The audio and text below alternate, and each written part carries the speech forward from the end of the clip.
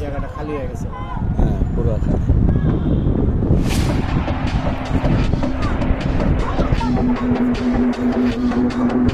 আগে নিচে নামবি তো তুই কেমন শোনায়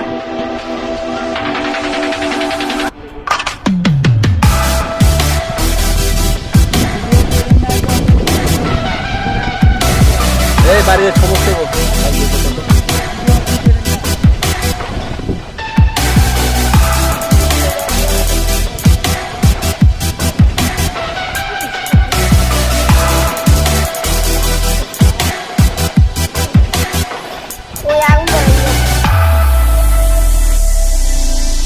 হ্যাঁ হ্যালো হ্যাঁ